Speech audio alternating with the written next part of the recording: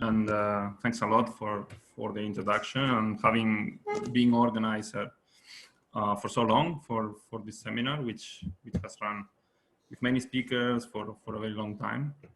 So so today I'm going to be talking about joint work with Jaemin Park, Jiaxi, and Yao Yao, who are in the audience. Jaemin and Yao are at Georgia Tech, and Jaemin is a graduate student, and he will be applying for jobs next year, so keep an eye on him. And Jia is my graduate student at Princeton.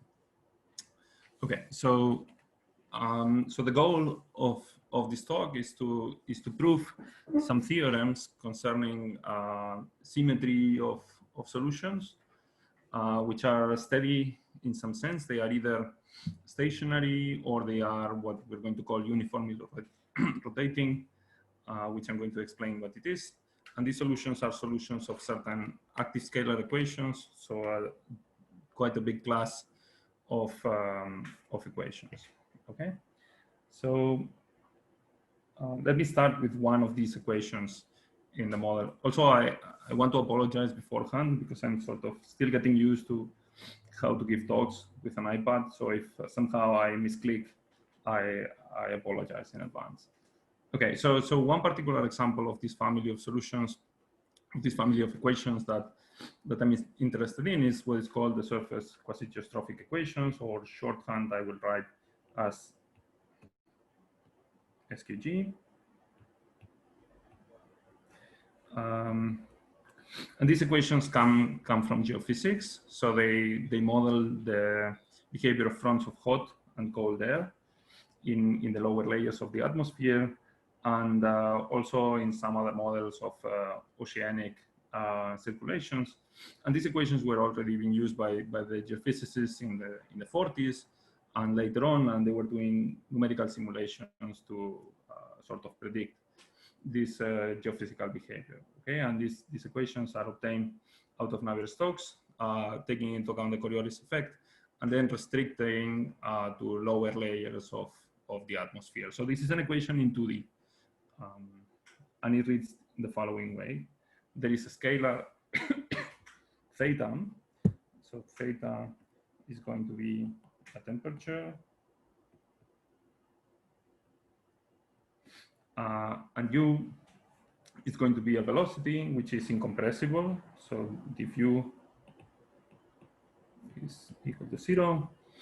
And the relation between the scalar theta and the velocity u is given if I write it in terms of the stream function via the fractional Laplacian. Okay, so if I recover u in terms of the scalar theta as opposed to the stream function c, then what I have are the Riesz transforms in the plane. So R2 and R1 are the Riesz transforms in the y direction and the x direction respectively, and they correspond to this singular integral. Okay, so PV stands for principal value here. Okay, so because this is an active scalar, then there are conservation laws. So the LP norms are conserved in time, and this model was introduced in the mathematical community, in the mathematical literature by Konstantin Majdan-Tabak in '94, where they proved local existence in Sobolev spaces. And also an interesting feature of this model is that there is a strong analogy with 3D Euler. So this is a 2D equation, but nonetheless, there is some analogy with 3D Euler. Okay, and I will explain a little bit more what this analogy means. And okay, so the main open question concerning this equation, which is still an open problem, is whether there is global existence or finite time law. Okay, so this is one of the members of the class of equations that I'm interested in. Okay, so just we put side by side 3D Euler and SQG, then we can see that if we look at the vorticity in 3D Euler, so this is a vector in 3D, and this is a vector in 2D. then they obey the following equation. So the quantity, the derivative in time, plus u dot grad the quantity is equal to grad u times the quantity, and similar in the SQG universe. Both quantities are incompressible, and there is the relation between the gradient of the velocity and the thing that we are considering by a singular integral operator of the same order. In this case, it's of 0 order. Okay, so this is what led to believe that somehow, if we manage to understand things on this side, then maybe we can say things on this side. Okay, so that's one of the features of this equation. Now let me write down what is 2D Euler. So 2D Euler is pretty much the same as before. So this is the same, this is the same, and before here we had a 1/2. Okay, so now instead of having a half Laplacian, we have a full Laplacian. So the velocity for 2D Euler is less singular, exactly one derivative less singular than for SQG. And again, we can recover u by means of a singular operator, of a singular integral operator. Okay, and here I'm kind of abusing notation, and I'm setting theta to be the vorticity, the regular vorticity, which is usually denoted by omega, but just to keep the same notation throughout all these equations. Okay, so the only real change is coming from the exponent in the Laplacian. Okay, so before it was 1/2, for 2D Euler it is 1, and of course we can think of a general family which interpolates between the two. So there is this variable exponent, alpha is a parameter. So for alpha equal to 1, we recover SQG, we get the 1/2. For alpha going to 0, we get 2D. Okay, and here alpha is going to range between 0 and it go even beyond. It can go further beyond 1, and it can go all the way up to 2. So this is the family of equations that I'm going to consider in this talk, and which interpolates between Euler and SQG and has both equations as a member of the family.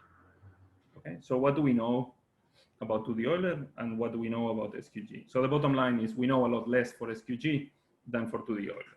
Okay, so for 2D Euler, we know that there is global existence of strong solutions, whereas for SQG, we only have local existence. Okay, so this is one of the main big differences. As I said, the velocity is at the level of the scalar for SQG, whereas here is at the level of an integral of the scalar. So this is more singular. Again, because we only know local existence, for 2D Euler, we can even have bounds on the growth of different quantities, like the gradient of the velocity. Here, we don't even know if this is blowing up in infinite time. And concerning weak solutions, we have global existence and uniqueness by Udovic's theory.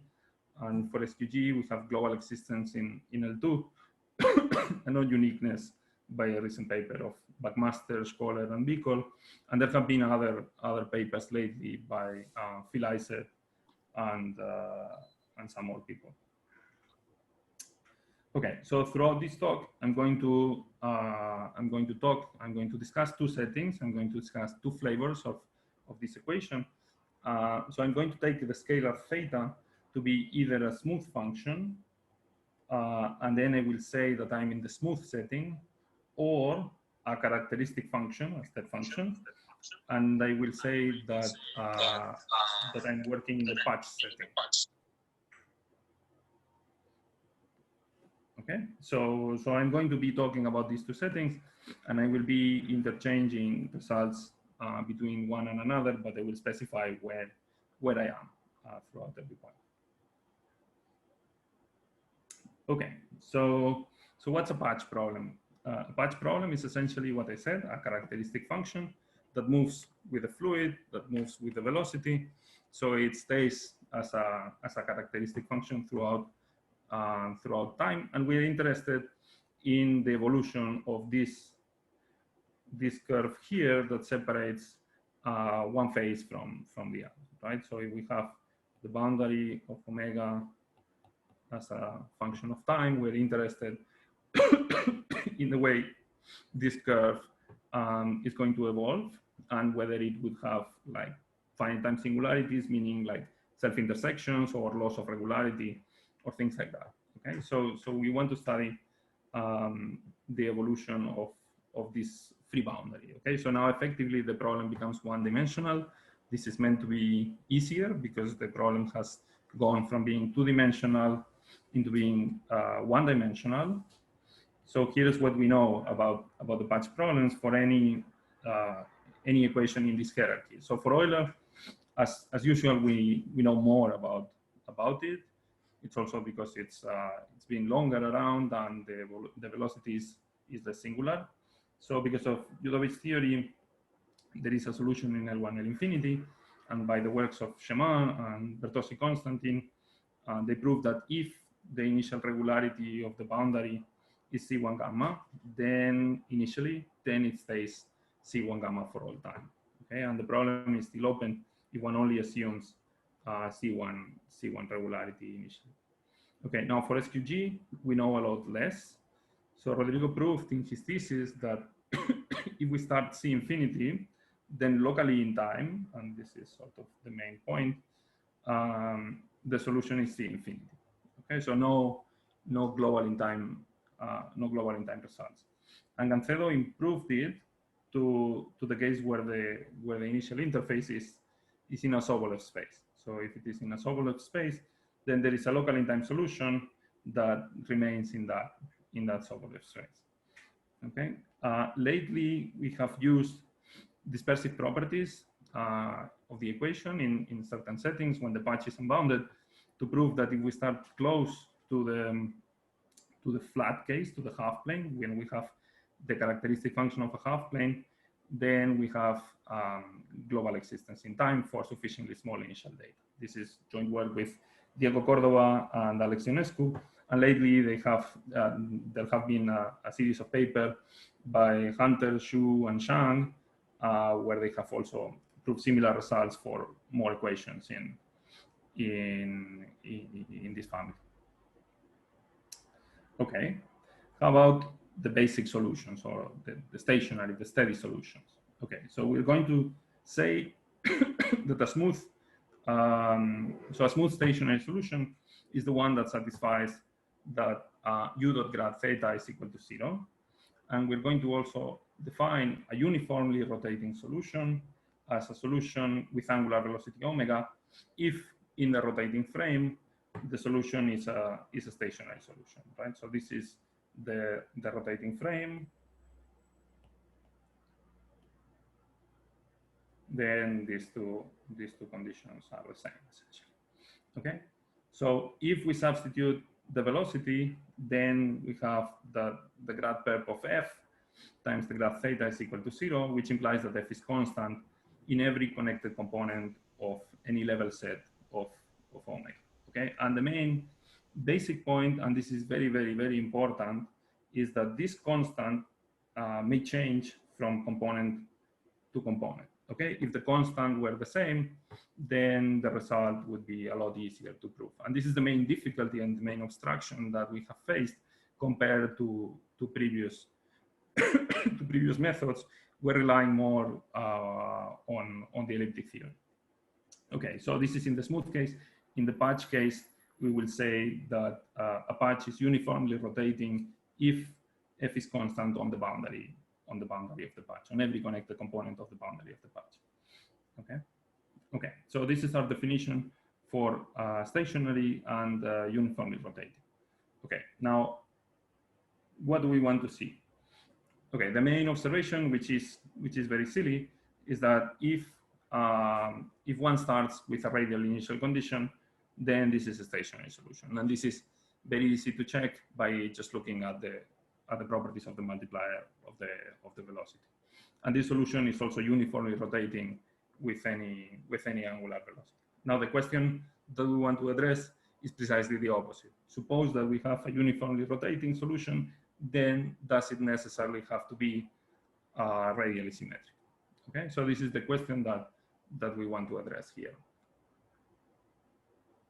So before us, Frenkel in 2000, using moving plane methods and assuming that D was simply connected, solved the stationary case.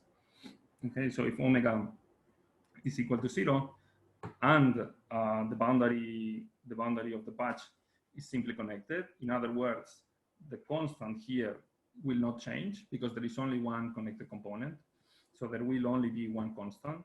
Then one can use them to prove that then the solution or the patch would have to be a disk. So this was extended later by MIDI in the case where omega is negative and the patch is something that, okay, I wrote here convex, but it's slightly more general, somewhat between convex and star-shaped. And he also managed to adapt like moving plane techniques to this case where omega is negative, and also to exploit some cancellation or some identity in the case where omega is equal to 1/2 to also show the positive side of this question, namely that if there is a stationary solution or a uniformly rotating solution, then it has to be a disk. Okay, now could it be that this solution is not radially symmetric? And the answer is yes. So this was known since a very long time. So if we take an ellipse for 2D Euler of semi-axis A and B, then this is going to be a uniformly rotating solution with angular speed omega given by this formula over here. And it is also important to remark that omega is going to be between 0 and 1/4. Okay, the number here, the numerology is going to play a role. Okay, so this here it's important to remark this 1/4 and this 1/2, and of course the 0. Okay, so are there more? And the answer is yes. So for 2D Euler, Diemann and Sabuski computed these numerical calculations, what they called back then V states, which stands for vortex states, and these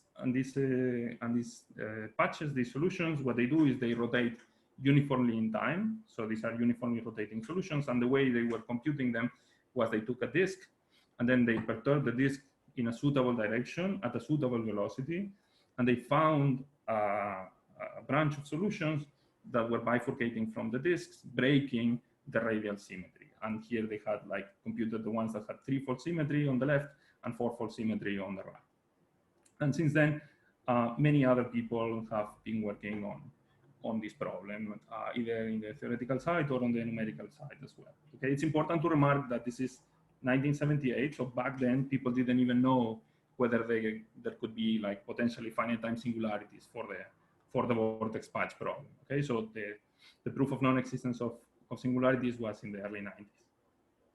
Okay, now one can do even more, and one can show secondary bifurcations. So this is the PhD thesis of Cam. This is now 1997. So this branch here corresponds to the disk.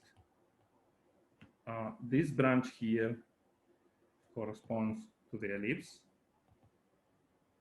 These were the 3-fold and the 4-fold solutions that were computed before. And one can see, if one zooms out, or if one zooms in, that in the elliptical branch, there are secondary bifurcations here, here, and here, which correspond to the points here, here, and here. Okay, so there is a very rich structure of solutions, and there are many solutions which are uniformly rotating and non-radial. Okay, so now again, something important to look at is that there is this number here and this number here. The orientation is flipped, so this would correspond to the plus 1/2 that I showed before. Okay, so all of the solutions that have been computed, or all of the solutions that I have shown, lie in the range 0, 1/2. Okay. Now these are all numerics. Can anybody prove anything? The answer is still yes.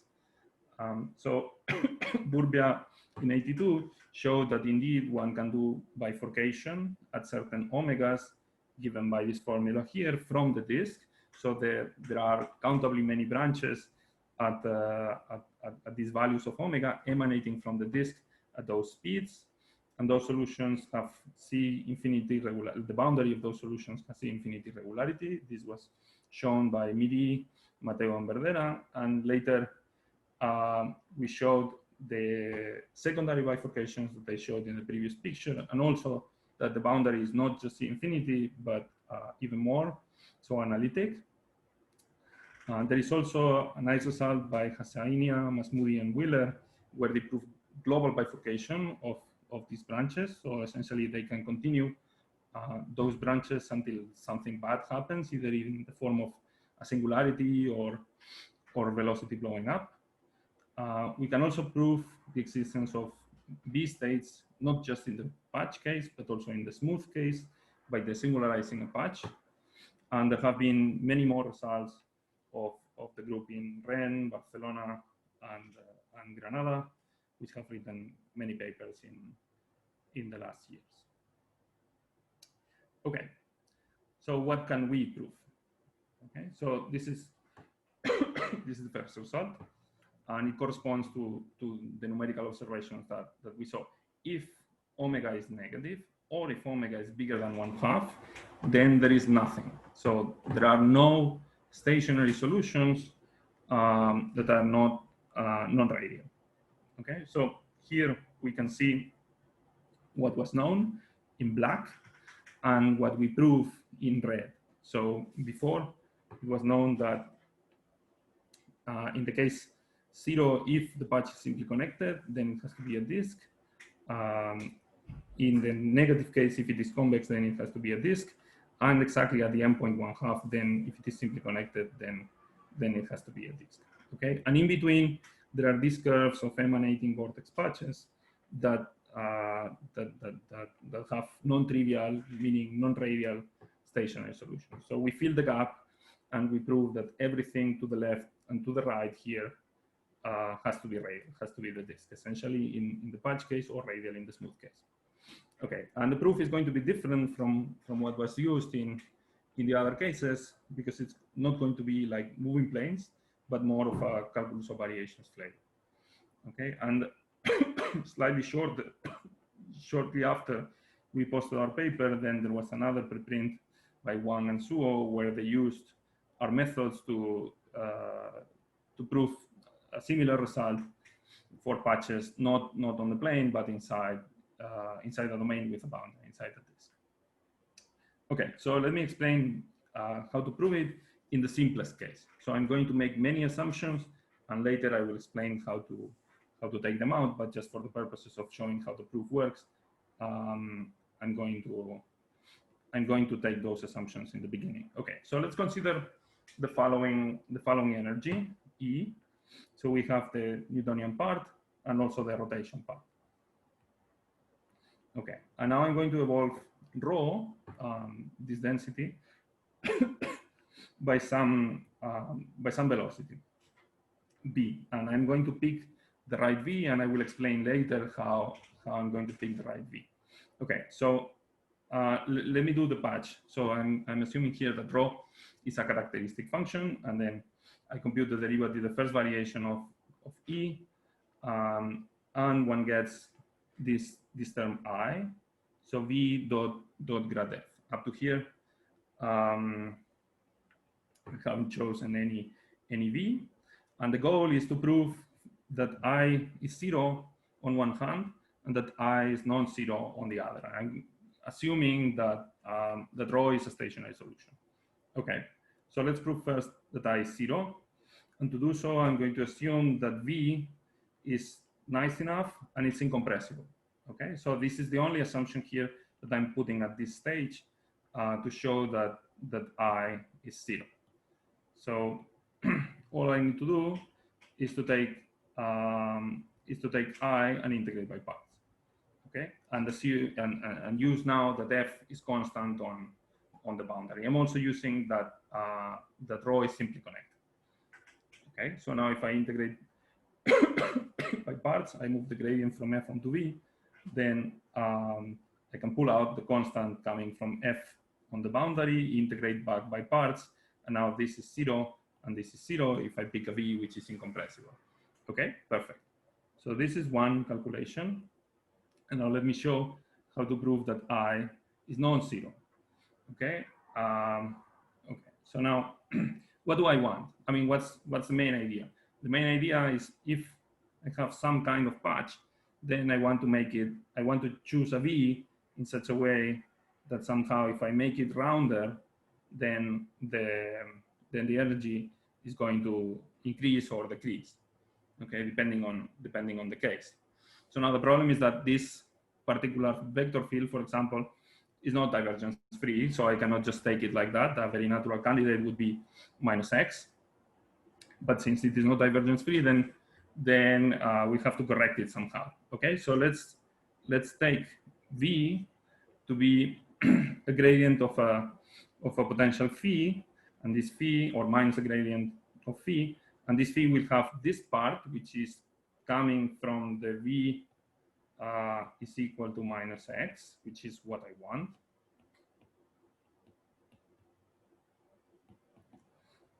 Plus this correction here that makes it divergence free. So if, if one satisfies that, then phi is harmonic, therefore P has to satisfy the equation 2. Okay. So the intuition, what I wrote here is sort of what I said. I want to take x, but I need to make the vector field divergence free, and this particular one is the closest one to minus x in the class of divergence free vector fields. Okay, good. So now, how do we deal with I? Okay, so now recall that phi, so V is grad phi, and phi is equal to x squared over 2 plus p. Oops.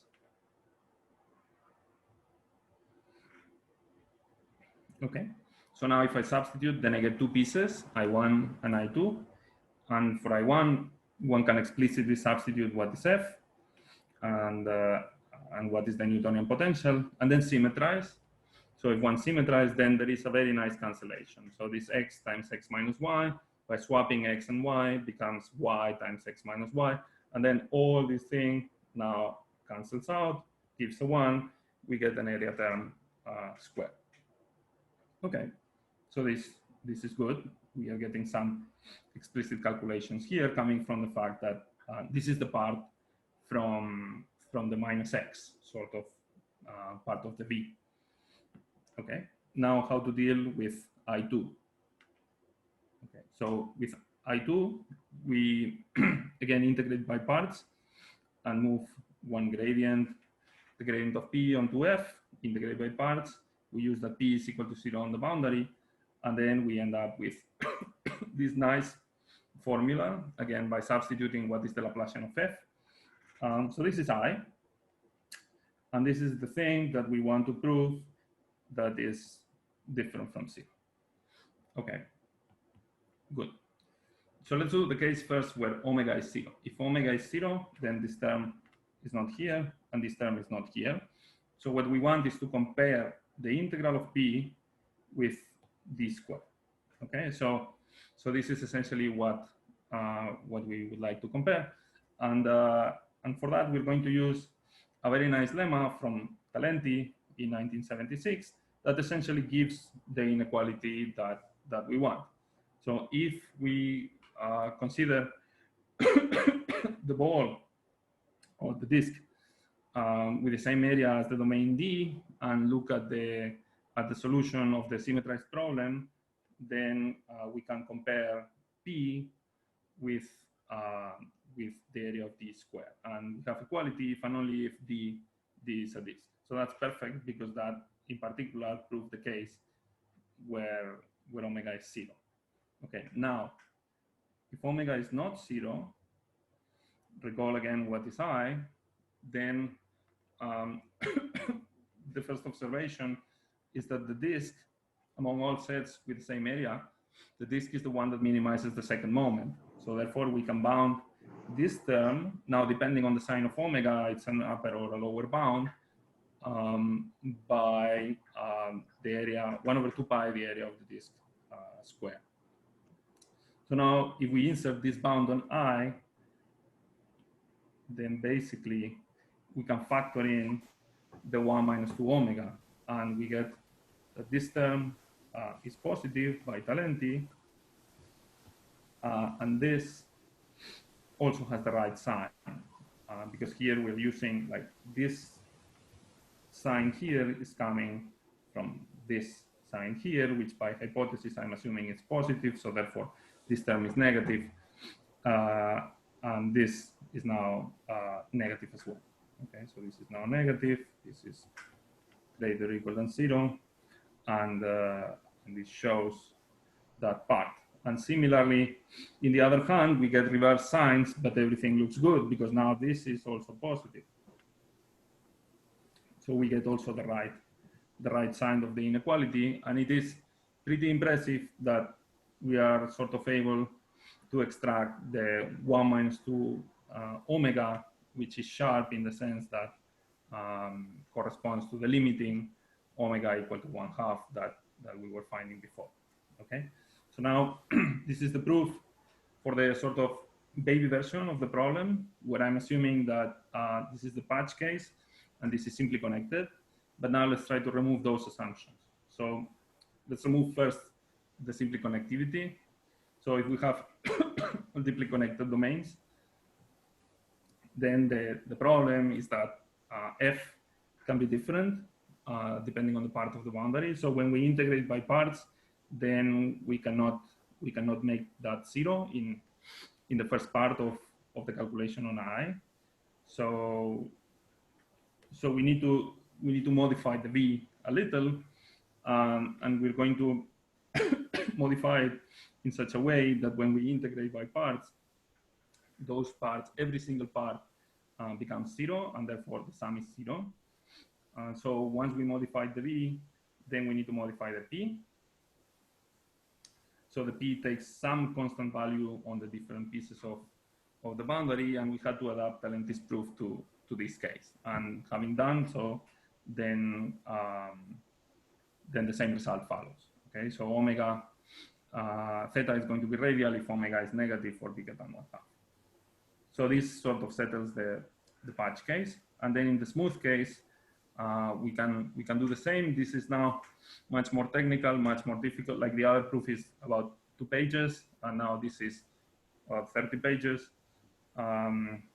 So we can prove the same for the smooth case by doing quantitative versions of the previous theorem, and then looking at the smooth case as an approximation by a finite amount of layers, like n layers, and then sending the amount of layers to infinity. So combining that with the quantitative versions of the previous theorems, then this is going to yield a similar result. Namely that if omega is negative, then then the solution has to be radially symmetric. Okay, so now this is all in the positive case. How about the negative case? Is the hypothesis? Oh, sorry, I forgot. Something quite important is that we are assuming that the scalar is positive. Right. So we are throughout everything for the patch. This is not needed because the patch is a characteristic function of a set. But in the smooth case, we're also assuming that that the scalar or the vorticity always has a sign. So we need that to happen in order for the theorem to work. And the question is whether this is an artifact of the proof or whether that is like an actual necessary assumption. And the answer is it is necessary, because if we don't assume that, then we can prove something on the negative side. So we can show, this is joint work with Jaemin and Gia, that there exists some vorticity, theta naught, which is sign changing and non-radial, such that the solution is a stationary solution, and that vorticity is close to an annular profile with vorticities of different signs. Okay, so that's what we have to say concerning the hypothesis of this theta being positive. Okay, and how do we do that? Well, we're going to use bifurcation theory. Before us, Turkington and Smets and Van Schaftingen had constructed solutions by opening point vortices, but our solutions are not, like the support of our solutions is big. So these solutions had support of size epsilon, but our solutions have support which are of 1. Okay. And the main idea is to use bifurcation theory either in the vorticity theta naught or in the support of the vorticity theta naught. Okay, and there are some technical difficulties there by applying the abstract bifurcation theory with the choice of the spaces. Okay, but I'm not going to get that on that in this talk. Okay, so now how about SQG or generalized SQG? What do we know about V states?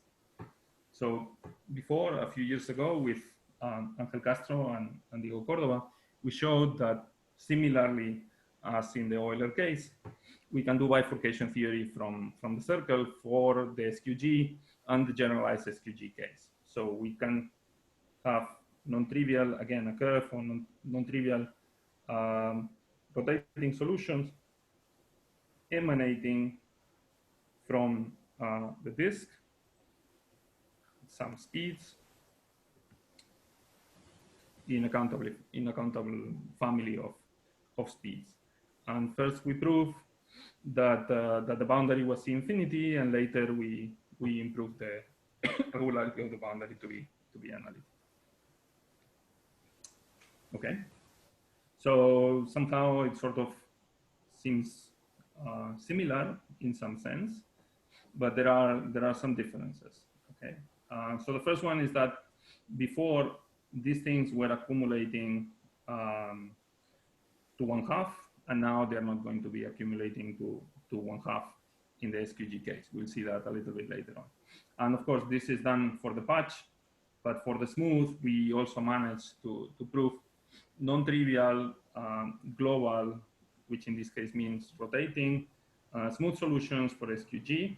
And here I highlight the word global because as opposed to Euler, for the SQG case, the global existence problem is still an open problem. So this was the first non-trivial example of global solutions in time for SQG. So as before, the level sets of these smooth solutions rotate with constant angular velocity. The solution is C2, but we can do it for CK for any K, compactly supported and threefold, and close to radial. Okay, and before us, Dritschel had constructed rotating solutions, but they were non-smooth. They were just C1/2. And after our paper, Gravajat and Smets constructed smooth traveling solutions. Okay, so just to give a very fast outline of how the proof works in this case. Again, this uses local bifurcation theory from a smooth radial profile. And the hardest part of this program is to find an element in the kernel, because now the element in the kernels in the patch case were more explicit. It was just a long and complicated formula, but now this is an eigenvalue problem of an operator which is not self-adjoint, so the eigenvalues could potentially be complex. So this is tough, but on top of that, okay, the operator involves some elliptic integrals as well, which is not the most fun part. And we can reduce the problem to find a gap between the first and the second eigenvalues of a symmetric operator and quantify that gap. So in order to quantify that gap and compare it with some other quantities, we need to do a computer-assisted proof, and we have to do also some asymptotic expansion of elliptic integrals as well. Okay, so now this is all for V states. How how about the stationary problem? So the stationary problem, this is something that I started to work on after a conjecture by Hassainia, Midi, and Delaoth, where they started doing bifurcation from annuli. So they took the problem of the annulus, and this has radius 1, this has radius b, and they were seeing that for a certain b, they could bifurcate in two velocities.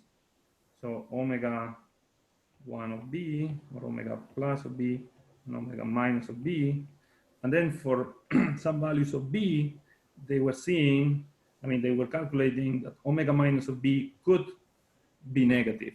So then they were thinking, well, if we can construct non-trivial rotating solutions that rotate with negative speed, then it is likely to think that there could be potentially solutions which are non-trivial and yet they have zero rotating speed. So in other words, that they are stationary.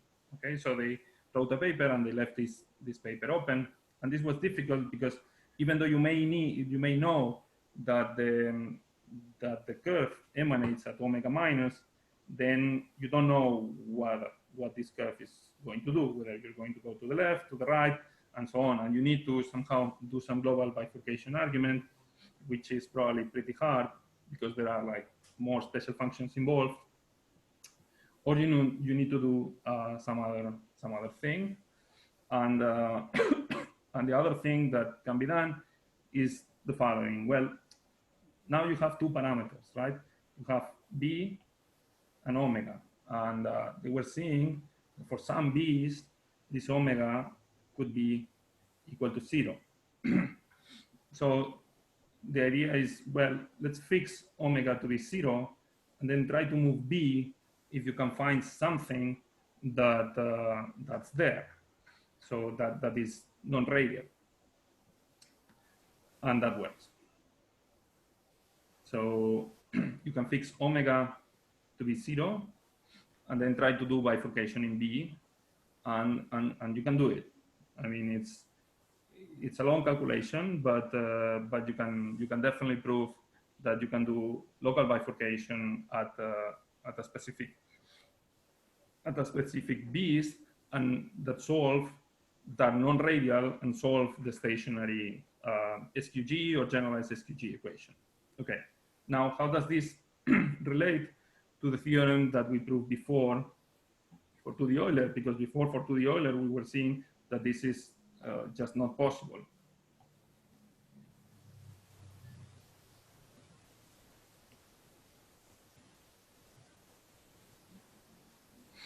And this is sort of coming from the calculations. So if one does the calculations and tries to replace this argument in the Euler case, then this condition has to be met, but this turns out to be impossible. So there is no such b for which this is equal to 0, and therefore this is impossible. So at this time, this is sort of when we started to work together, because I was seeing this, and then I talked to Yao, and I asked her, look, this is what I see. What do you think?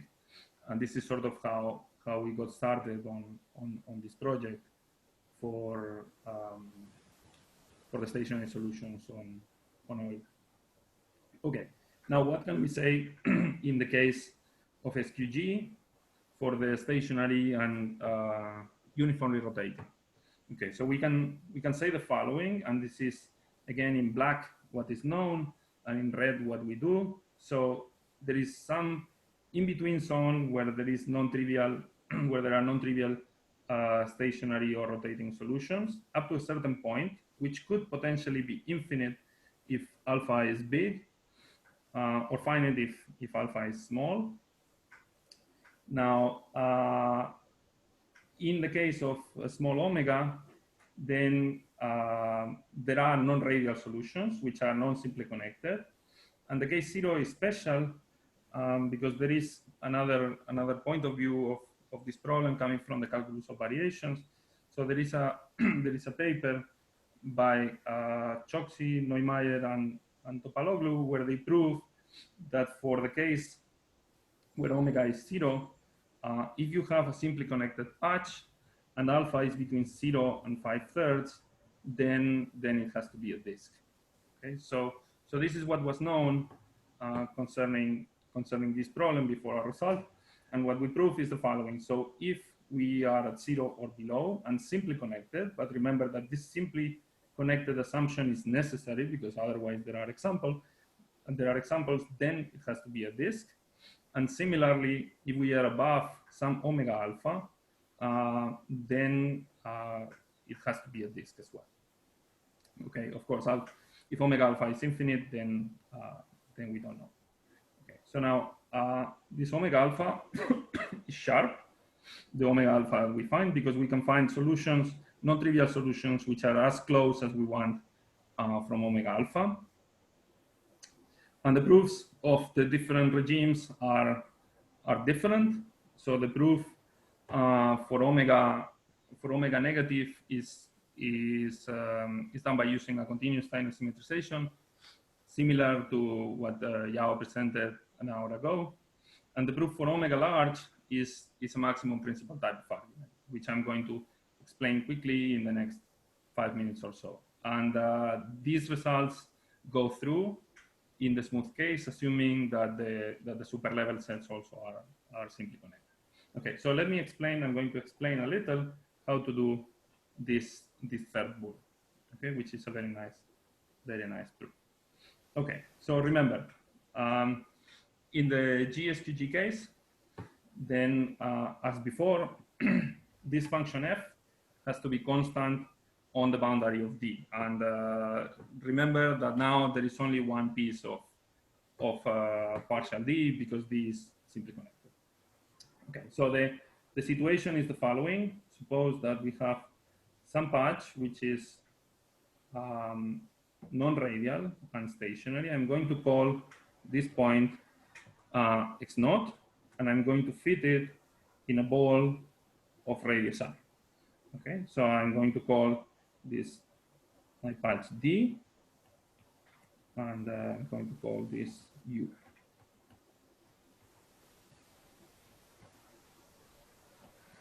Okay, so this is the setting, and we're going to look closely at things that happen at x0.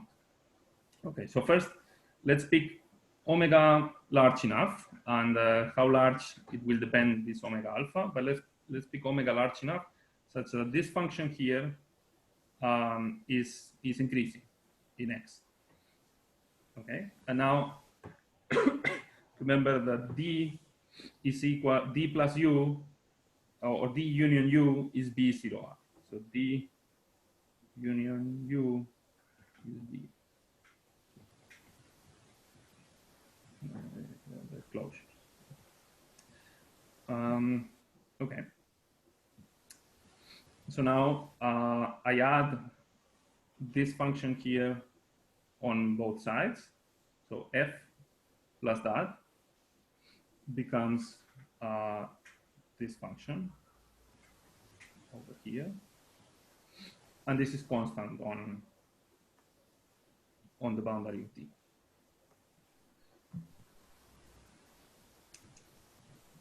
Okay, good. So now let's compute this quantity here in two ways. The first one is directly. So we write down what this integral operator is, take the gradient, and then we look and we see that this product here, since x0 was the furthest most point, then these two vectors lie on the same hyperplane, and their scalar product is positive. So now this integral is strictly negative. Okay, so that's one way to calculate this function. Okay, now let's look at the second way. Okay, so as before, this function here has a maximum at x0 because we picked